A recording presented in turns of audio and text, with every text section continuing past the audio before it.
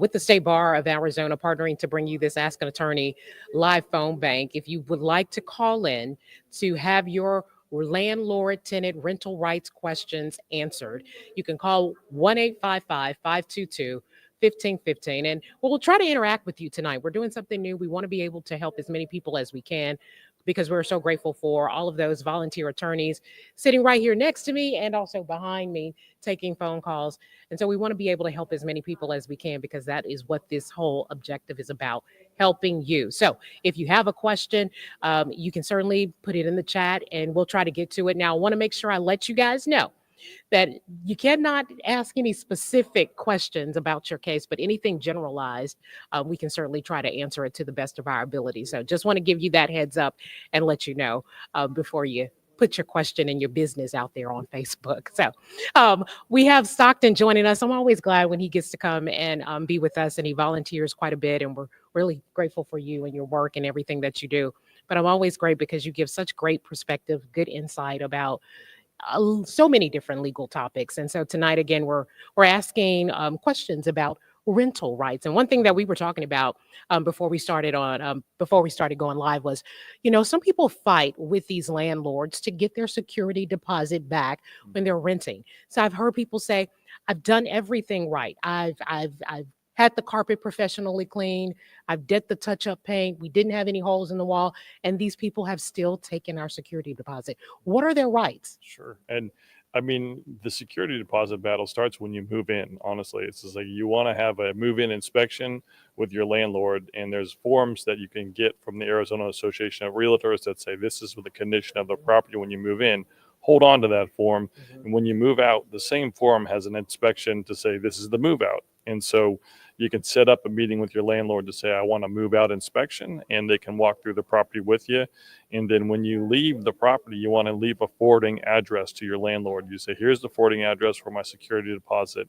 When that happens, I believe it's like ARS 331321 is a statute that says this is a security deposit. And so when you give the landlord notice of that you want the deposit back, and they have 14 days to get it back to you, or send an itemization of here's the wear and tear and the cost to fix that, and then here's the balance of the security deposit. You're hoping that you get it all back, or at least some of it. But when you do that, if they don't comply within the 14 days, then the tenant does have rights against the landlord to say, I gave you the notice this day, you didn't return it to me, you owe me the security deposit plus 2 times the amount of the deposit. So landlords listen to that, and they will respond. And so that's one of the best ways to, kind of counteract the landlord-tenant battle for security deposits. 14 days, and also give you an itemization. An itemized bill of everything that they've paid for. It can be an accounting, like typically you want an accounting that itemizes it, but if the landlord's going to give you something in writing that says, here's your balance, and then here's what we paid for these things, and then provides you the back end, it's going to comply with the statute, but it does say itemization. So typically you'll see an itemization. Gotcha. All right. So I had one thing we had a question from Bailey, because we've all seen these astronomical fees from all of these rental properties. And so she was asking a question about she's being charged a fee of over $2,000 from the property manager of a property management company because she did not notify within 60 days that she was not going to renew her lease. So she wanted to know, is there something that she could do, because she can't afford $2,000 just for not letting them know. And she was like, that's just a crazy amount of money to pay for not giving the notice. Yeah, that is a crazy amount of money, and that's going to be contract specific, because there's nothing in the Landlord Tenant Act that says the landlord can make you pay for notice. But if you agree to the terms of the contract, you're kind of held to it. And without looking at the contract, it would be hard to say that you can't do it. I do know that everybody wants their money, so they can say, well, can I pay it over time? And maybe that's a possibility. But if you can't pay it, you can't pay it. It just means that the landlord can have a cause of action for breach of contract against you. And so without looking at the lease, it would be hard to establish a defense to that. But and the other thing is this goes into a contract defense to say, was this a usury contract? Meaning, like, this is a form contract and I had no ability to negotiate. and then you're fining me $2,000 if I don't tell you within 60 days that I'm going to leave. Mhm. And so, is that a fair punishment? And so that goes to a defense that a court would hear, Yeah. but you probably don't want to have to make that defense because then you're in court and you're getting sued. Yeah. Yeah. Um, It's a tough it, situation. it really is. Yeah, Honestly. it's a real tough situation. And I'll give you the more she, because she gave quite a bit of information about her situation. You know, the other thing is when people have questions about the renewal of their lease Mhm. or changes to their lease, what are their rights when there are certain changes? And I know we Mhm. talked about other things where certain appliances or something that needs AC needs to be fixed and the landlord is not actually responding in time. What do you do? Sure. The best thing any tenant can do is put something in writing.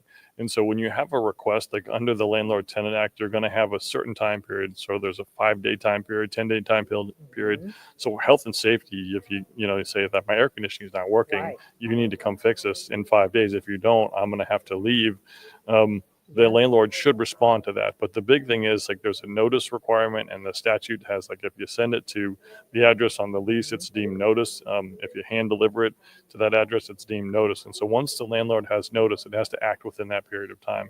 If they don't act, the tenant has some remedies it can take. Like those remedies being some as like extreme as canceling the lease and leaving. Yeah. Some as you can do a self help, and there's a statutory amount. I think it's like half the rent or a certain amount of like $750 or half the rent, whichever is Okay. greater. Okay. And so those are self-help things you can do. And so if you did the self-help, you would want to do like as always, like pay the rent less the amount paid plus having the receipts. Yes.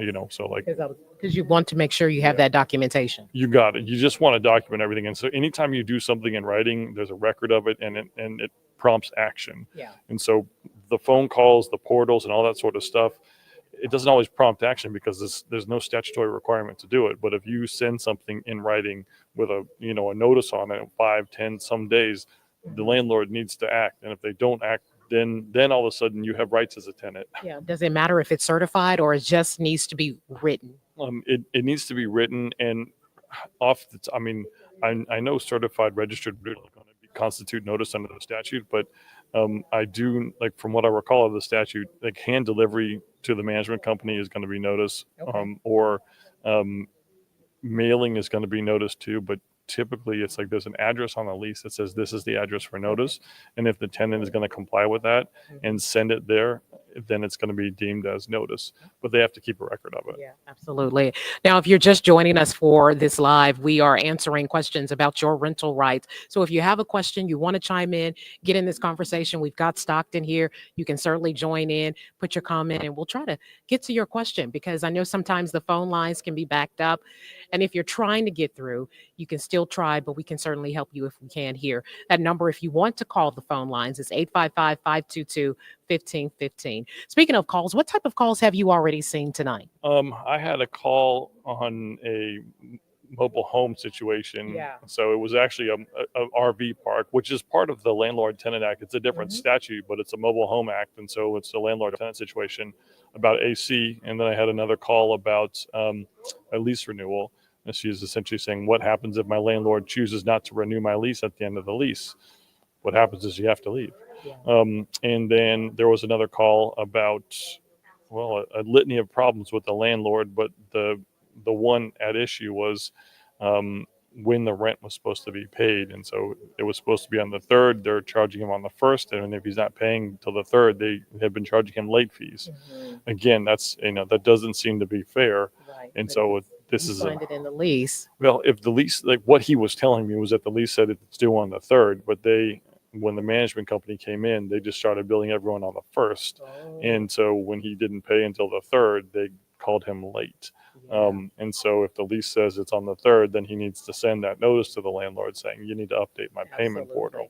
Absolutely. And give me a credit. Yeah, Yeah, make for sure. sure. Yeah, refund that. Refund that Yeah. immediately, as we say, immediately. So here's the other thing too. We've seen, unfortunately, a rising number of evictions in Maricopa County in Arizona too. Um, what are what are some of your rights, and what do you need to do? You receive that eviction notice. It's a lot of emotions with coming Yeah. with that. But what should people be doing as that first step to take?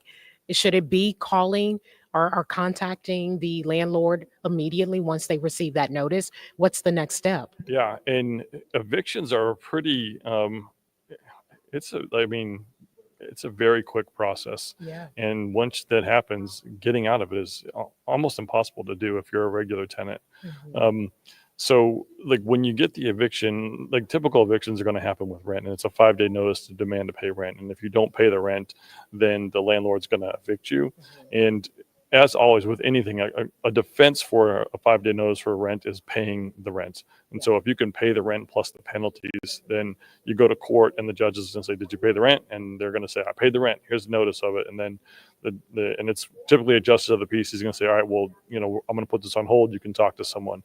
So, working out a deal with the landlord is the best thing to do. Contacting the attorney to try to work out a deal is something that you can do as well. There are a lot of firms in the valley that just do evictions and they know the laws inside and out, and they're always willing to work with people in certain situations to say this is what we can do to resolve this eviction action, and maybe you get on a payment plan. So that can be that's a possibility. That's a So lot. you Yeah. just you try to work it out. And that's the best thing is you Yeah. try to work it out. You try to, speak to them and come to some type of compromise to Yeah. get this worked out in the best way possible. Yeah, and that's all you can do, and say this is I can pay you this right now, and if you just give me a little more time, I can pay you this and make you current on the back end. Or one of the things, because most people don't have the money that they can just say, listen, I'll give you a firm date when I can get out. I can get out by, like, the eviction hearing is on the 7th. You can Okay. say Yeah.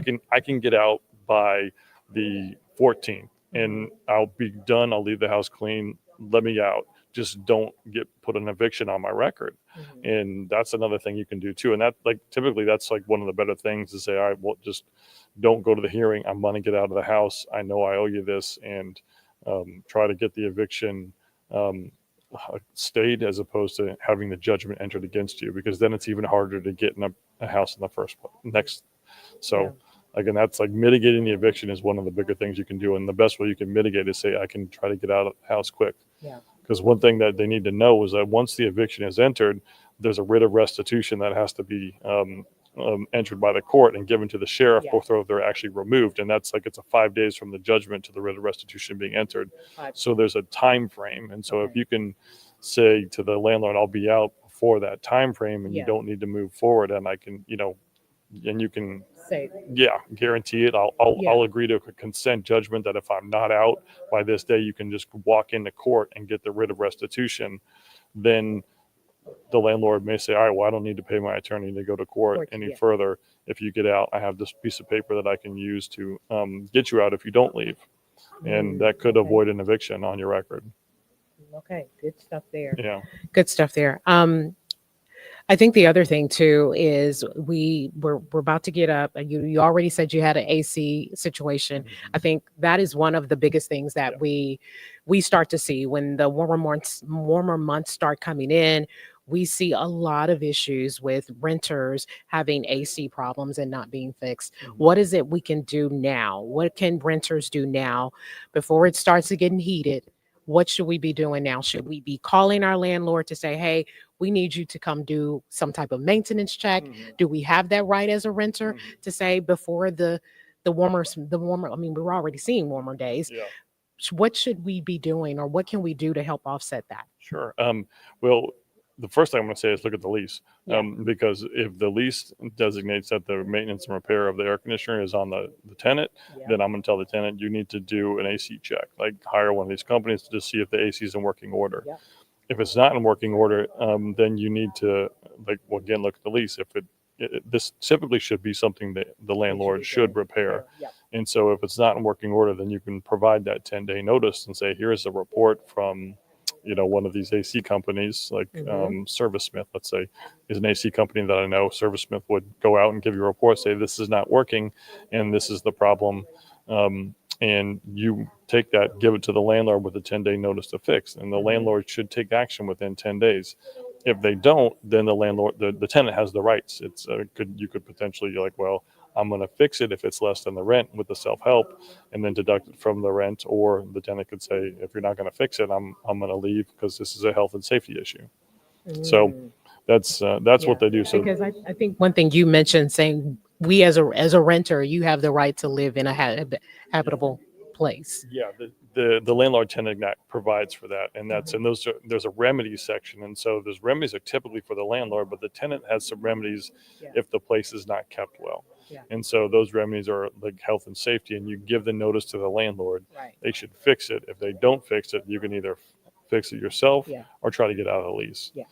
Yeah. So I'm not really sure. I see Fred has a comment up here, but I'm not really sure what pinata is. But do you have to purchase pinata? It is it costs more, and they did not give me an option to opt out. Do you know what that is? What type of service? Fred, if you're still out there and if you can give us some more insight about what this particular service is and how it relates to renters, we would certainly try to answer your question as we can. But yeah, we're taking questions. We're about to wrap up because I want to get Stockton back on the phone lines to answer your questions if you're calling in. But I want to give you that number again. It's 855-522-1515.